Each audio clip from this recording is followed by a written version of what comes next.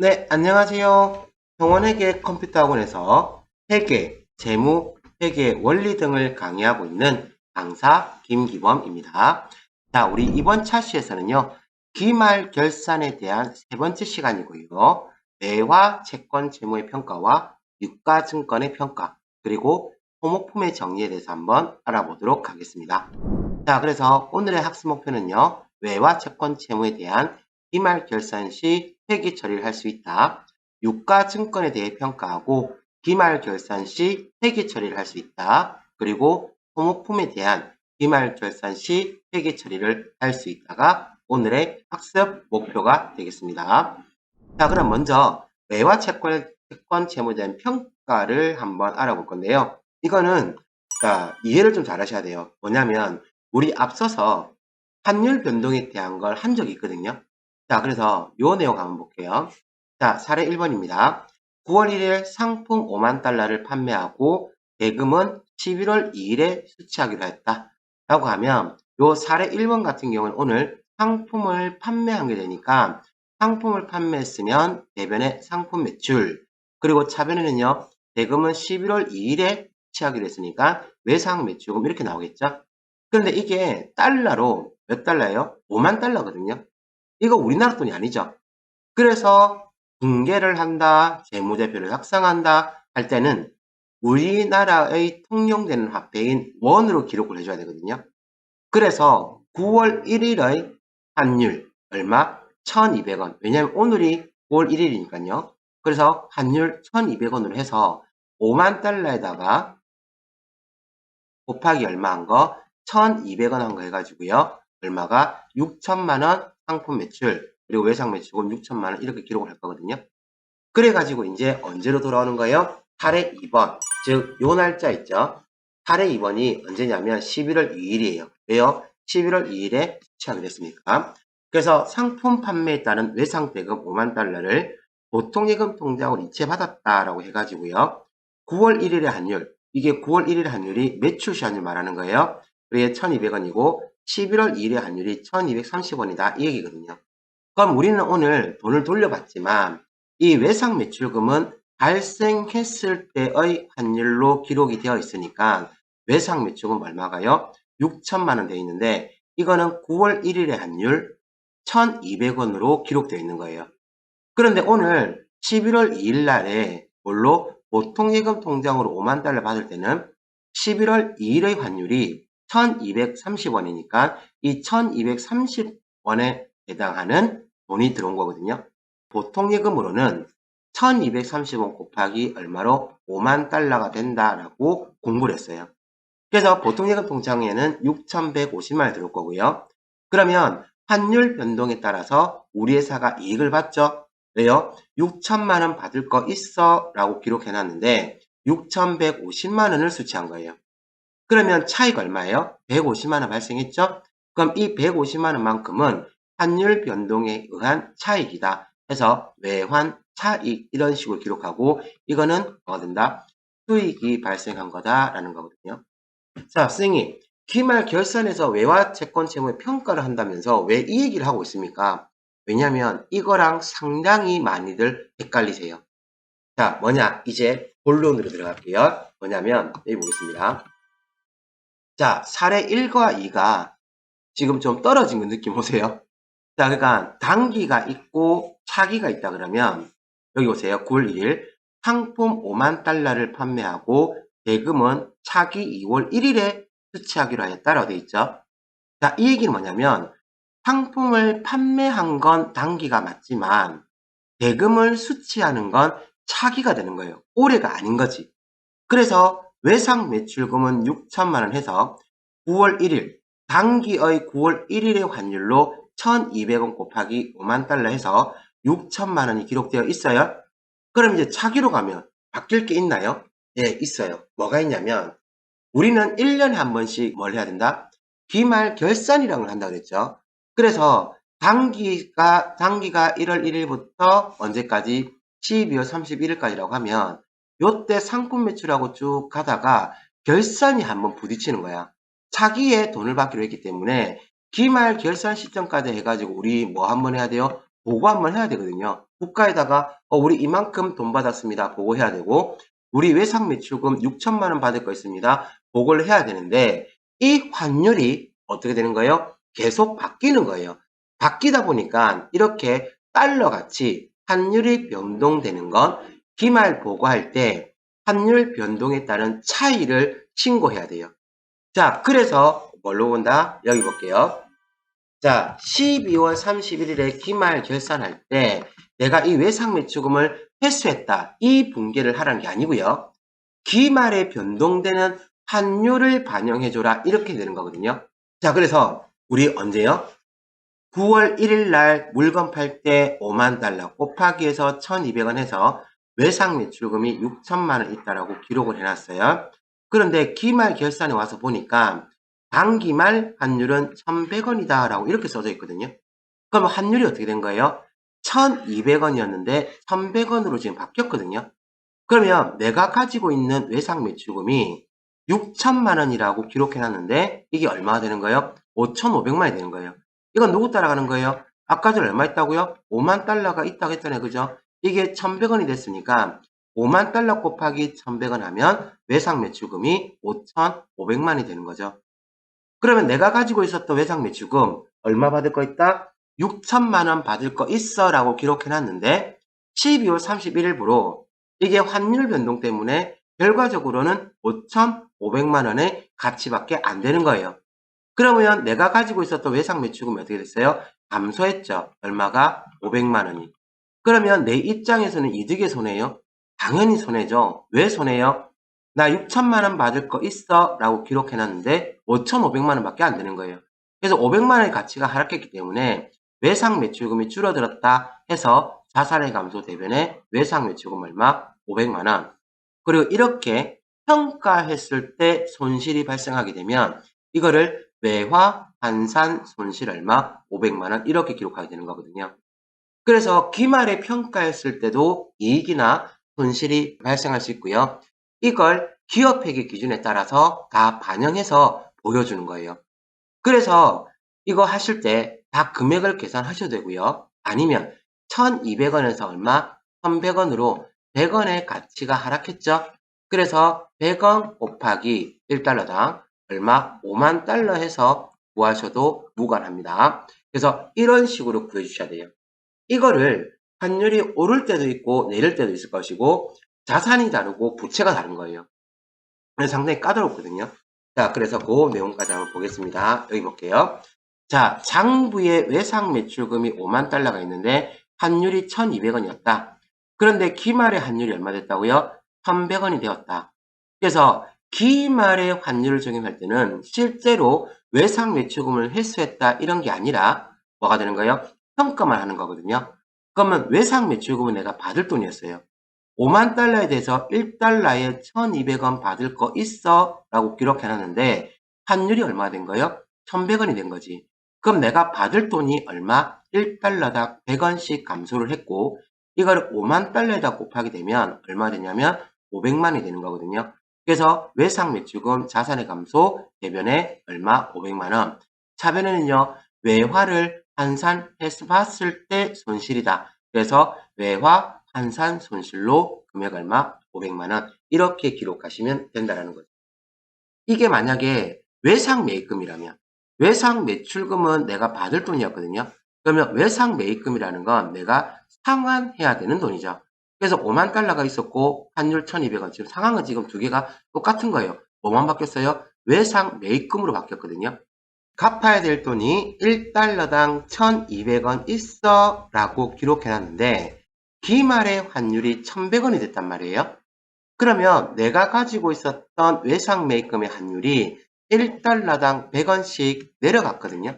그러면 5만 달러가 있으니까 5만 달러 곱하기 되면 금액이 500만 원이에요. 그러면 내 입장에서는 이 500만 원만큼 외상 매입금의 가치가 하락했죠. 그런데 이게 상황이 거꾸로인 거라.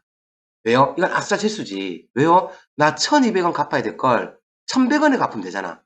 그만큼 금액이 어떻게 돼요? 내려가는 게 되죠. 그러면 외상 매입금이라는 부채가 감소하고 이것만큼 외화를 환산했을 때 이익이 발생하기 때문에 수익이 발생한 거 외화 환산 이익으로 기록을 하는 거예요. 이렇게 되는 걸 알아두셔야 되고, 거꾸로 그러면 환율이 상승하게 되면 방향이 어떻게 돼요? 둘 다 또 반대가 되는 거예요. 자, 그럼 이제 다음 거 한번 볼 건데요. 여기. 자, 외상 매출금 5만 달러고 환율이 1,200원이에요. 그런데 기말 환율이 1,350원이 된 거야. 그럼 1달러당 얼마만큼? 150원만큼이 올랐죠. 올랐으면 외상 매출금은 내가 돌려받아야 되는 돈 1,200원에 받을 거야 라고 기록해놨는데 1,350원을 받으니까 1달러당 150원만큼이 더 증가한다 이렇게 보셔야 되잖아요. 그죠? 그럼 내 입장에서는 외상 매출금 증가하는 거니까 5만 달러 곱하기 150원 한 거, 그래서 차변의 자산의 증가 외상 매출금으로 750만 원이 되는 거고요.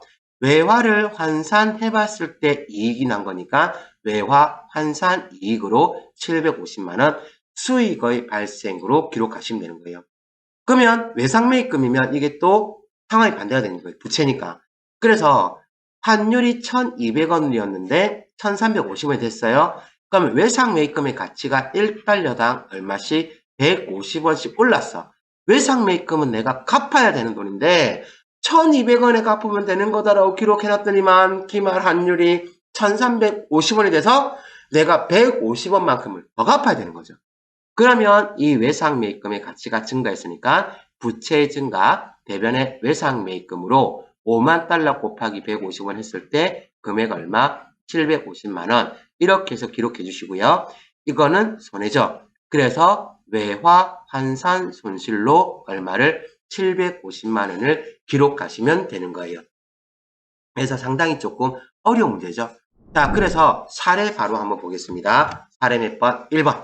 자, 당사의 외상 매출금 중 일부인 35만 달러의 기말 환율은 1,300원이다. 참 문제 친절하죠. 뭘 해야 될지 모르겠어. 자, 어쨌든 외상 매출금의 매출시 환율이 1,200원이니까 외상 매출금 내가 장부에 기록한 건 취득 당시의 가치인 달러에다가 곱하기 매출시 환율 35만 달러에 대한 1,200원이 기록되어 있거든요. 그래서 35만 달러에다가 1,200원 곱하면 얼마로? 4억 2천만 원 이렇게 기록되는데 기말 환율이 1,300원이에요.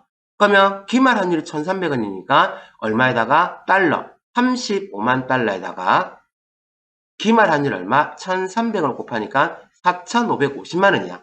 그러면 내가 가지고 있었던 외상 매출금의 가치가 얼마가? 4억 2천만 원 받을 거야 라고 기록해놨더니만 4억 5,500만 원을 받는 거죠. 그럼 이거 얼마 차이 났어요? 3,500만 원만큼의 차이가 발생했죠. 더 받아요? 적게 받아요? 더 받겠죠. 그럼 이득이죠. 그래서 자산은 증가합니다. 차변의 외상 매출금으로 금액 얼마? 3,500만 원이 되고요. 이것만큼 이익이 발생했으니까 외화 환산 이익으로 금액 얼마? 3,500만 원 이렇게 분개해 주시면 되는 거죠. 자, 그러면 이제 이렇게 보시고 이거를 꼭 다 곱할 필요는 없고요. 방금처럼 요 차이가 얼마예요? 100원이죠. 그리고 달러가 총 몇 달러? 35만 달러거든요. 35만 달러 이렇게 곱하셔가지고 3,500만 원 이렇게 계산하셔도 무관합니다. 자, 사례 2번요. 당사의 정기예금 중 일부인 10,000달러 예금 가입 시 환율이 1,200원이고 기말 환율이 1,200원이래요. 그러면 차이 나는 것만 계산하셔도 되고 아니면 다 곱해봐. 예금 시 환율이 얼마니까? 10,000달러니까 10,000달러 곱하기 1,200원. 기말 환율이 1,150원이니까 10,000달러 곱하기 1,150원 하게 되면 정기예금을 취득할 때 가입할 때 당시에 금액은 1,200만 원이 되고 기말 환율로 하니까 1,150만 원이에요. 그러면 이거 두 개 차이가 얼마예요? 50만 원의 차이가 발생했죠? 자, 이득의 손해요? 당연히 손해죠. 1,200만 원 맡겼다고 생각했는데 1,150만 원밖에 안 됐거든. 그래서 내가 가지고 있는 정기예금의 가치가 하락했으니까 대변의 자산의 감소, 정기예금으로 금액 얼마요? 50만 원 이렇게 분개해 주시고요. 차변에는요. 외화 환산 손실로 금액을 얼마? 50만 원 이렇게 기록하시면 되는 거예요. 그래서 기말 결산 시에는 환율 변동에 의해서 차이 나는 금액만 분개해 주시면 된다는 거 꼭 기억해 주시고요. 자, 다음입니다. 사례 3번. 당사의 단기 차입금 중 일부인 12,000달러의 기말 환율은 1,300원이다. 그러면 12,000달러의 차입할 때 환율이 1,200원이고 기말 환율이 1,200원이니까 12,000달러의 차입시 환율 한번 곱해보고 12,000달러의 기말 환율 다 곱해봐요. 그러면 차입 당시에는 금액이 얼마? 1,440만원. 나 1,440만원 갚아야 될 돈 있어? 라고 기록했는데 기말의 가치가 1,560만이 되는 거죠. 왜요? 1,300원이 됐으니까. 그럼 이거 차이가 얼마 돼요? 120만원만큼의 차이가 생겼죠? 내 입장에서는 이득의 손해요. 당연히 손해죠. 갚아야 될 돈이 늘었으니까. 그래서 대변의 부채의 증가, 단기 차입금으로 해주시고 금액은 얼마? 120만원. 그러면 차변에는요. 외화, 환산, 손실로 금액 얼마요? 120만원 이렇게 풀어내시면 됩니다. 다음 사례 4번입니다. 당사의 외상매입금 중 일부인 18,000달러의 기말 환율은 1,150원이다. 그러면 18,000달러가 있었고 외상 매입할 때는 1,200원이고 기말 환율은 얼마가 되는 거예요? 1,150원이 되는 거죠. 자, 그러면 이것도 발생 당시 18,000달러에서 1,200원 곱하니까 2,160만이 되고요. 기말의 환율은 18,000달러에다가 1,150원 곱해서 2,070만이 되는 거거든요. 그럼 이 두 금액의 차이를 보면 이 두 금액의 차이가 얼마가 되는 거예요? 90만원만큼이 어떻게 돼요? 줄어들죠. 외상 매입금은 내가 상환해야 되는 돈인데 90만원만큼 줄어들었단 말이에요. 그럼 내 입장에서는 조금 더 적게 갚아도 되잖아. 그러니까 상환하는 금액이 줄어드는 거죠. 그럼 아싸제수 외상 매입금의 가치가 감소했으니까 부채 감소 차변에 외상 매입금으로 기록해 주시고요. 금액은 얼마? 90만원. 그럼 대변에는요. 외화를 뭐 해보고 환산해보고 이익이 났다. 그래서 외화 환산 이익으로 금액 얼마? 90만원. 이렇게 분개해 주시면 되겠죠. 자, 그래서 여기까지 외화채권 채무평가인데요. 이런 식으로 다 곱하셔도 되고요. 아니면 이게 차이 나는 금액만큼만 하셔도 됩니다. 이거 누차 얘기 드렸어요. 자, 그래서 이거는 본인이 하는 방법대로 골라서 하시면 되시겠어요. 그러면 이제 여기까지 해서 외화채권 채무평가에 대한 얘기를 끝내고요. 이제 유가증권의 평가에 대해서 한번 알아보도록 하겠습니다. 자, 그러면 유가증권의 평가에 대해서 알아볼 건데요. 자, 이거 어려운 거 없고요. 자, 유가증권의 평가라는 건 기말에 내가 가지고 있는 유가증권이 얼마의 가치를 가지고 있냐, 그리고 그 가치를 반영해 주는 거다라고 보시면 되거든요. 그래서 유가증권 평가하는 것도 기말에 실시하는 거고요. 가치가 오르고 내린 차익만큼만 분개를 한다고 보시면 되세요. 그래서 사례 1번 볼게요. 12월 31일 기중에 단기 시세 차익을 목적으로 취득한이라고 되어 있죠. 이건 뭐가 돼요? 단기 매매 증권이 되는 거고요. 자, 200주 액면가. 내가요 단기 매매 증권이나 유가 증권 같은 걸 취득했을 때는 액면가는 고려하지 않는다. 그리고 취득가액이 얼마 되어 있어요? 5,500원 되어 있죠. 그러면 얘 지금 내가 취득할 때는 200주 곱하기 얼마인 거예요? 5,500원에 주고 취득해서 금액이 얼마 된다? 110만이 되는 거예요. 그런데 기말의 공정가치, 현재 기말에 거래되는 가격이 5,300원인 거라. 그래서 주식수 200주에 얼마로? 5,300원을 곱하면 106만원 이렇게 되는 거거든요. 그러면 가격이 얼마만큼요? 4만원만큼이 하락했죠. 그러면 이 하락한 금액만큼만 반영해 주시면 되는 거예요. 그러면 내가 가지고 있었던 단기 매매 증권의 가치가 하락했으니까 자산의 감소 대변에 단기 매매 증권으로 기록하시고요. 금액은 얼마가 된다? 4만원 이렇게 되는 거예요. 그러면 이것만큼은 내가 단기 매매 증권을 평가했을 때 손실이 발생한 거죠. 그래서 차변의 뭘로? 단기 매매 증권, 그 다음 평가 손실로 4만원 이렇게 분개되면 끝나는 거예요. 이게 만약에 단기 시세 차익을 목적으로 하는 게 아니라 장기 투자 목적인 매도 가능 증권이라면 이름만 바뀌시면 돼요. 대변에 뭐가 되는 거고요? 매도 가능 증권이 되는 거고요. 금액은 얼마요? 4만원.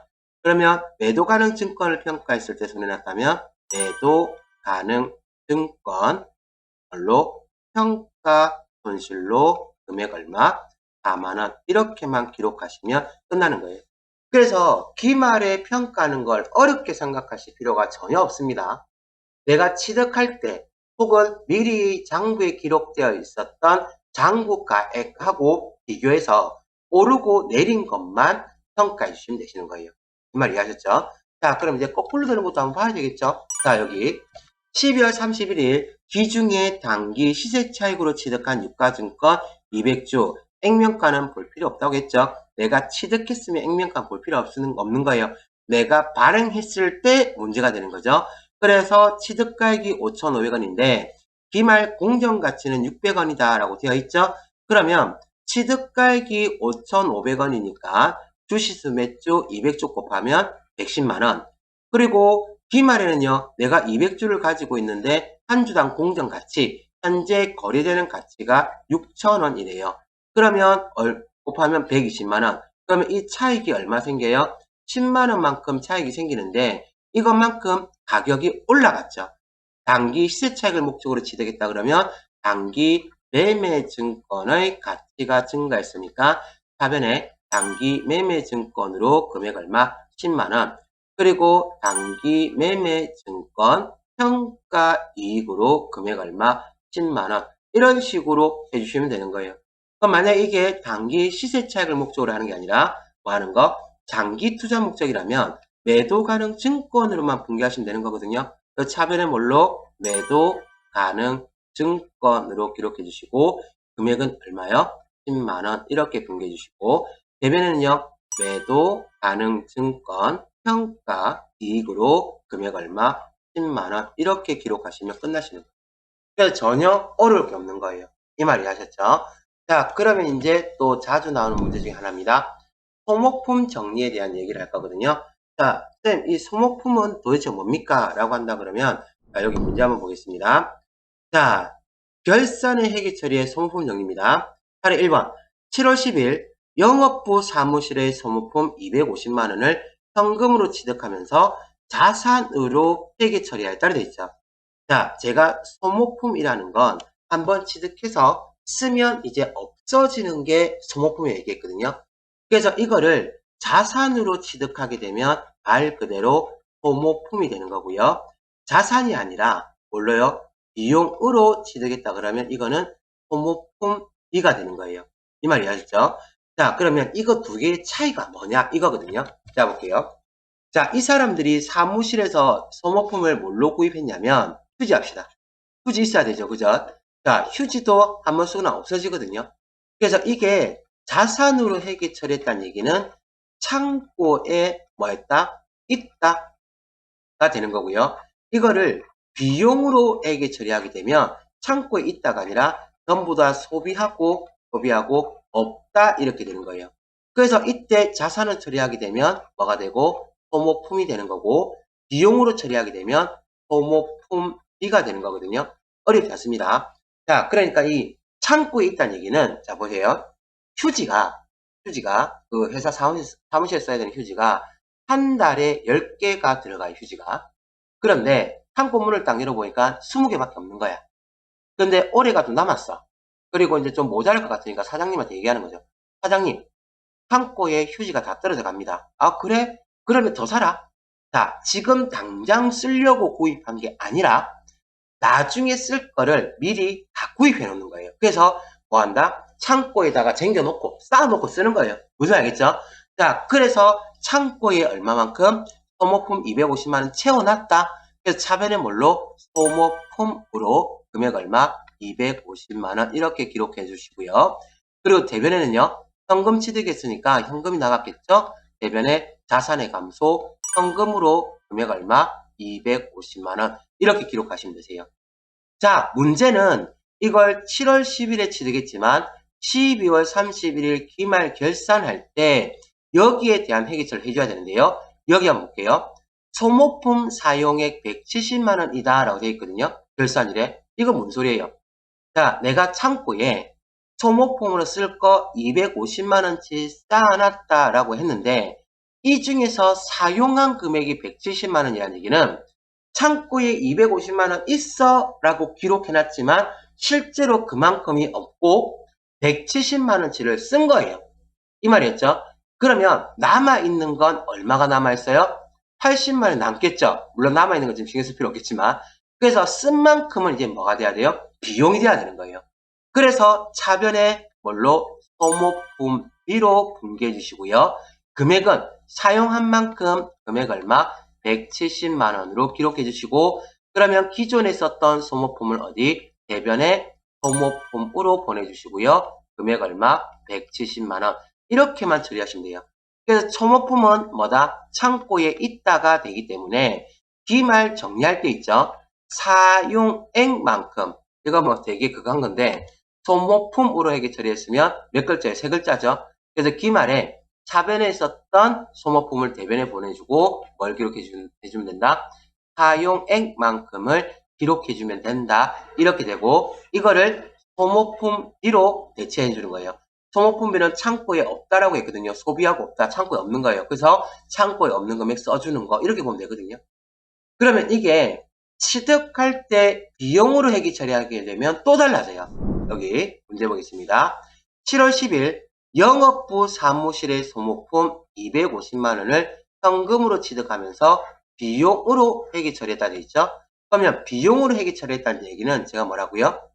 소비하고 없다, 창고에 없다거든요. 그래, 나 구입하면서 다 썼어. 소모품비로 얼마를? 250만원을 분개해 주시고요. 현금 취득했으니까 대변에 현금으로 금액 얼마? 250만원 있어. 이렇게 돼요. 그런데 12월 31일 기말 결산일 현재 소모품 미사용액. 미사용액이라는 건 썼다는 얘기예요? 안 썼다는 얘기예요? 안 썼다는 얘기죠.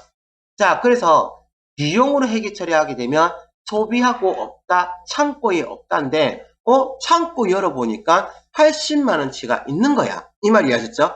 그러면 나 소모품이나 다 썼다 250만 했는데 미사용한 만큼은 안 썼으니까 기말에 정리할 때 미사용액만큼 뭐를 대변에 기록해 줍니다.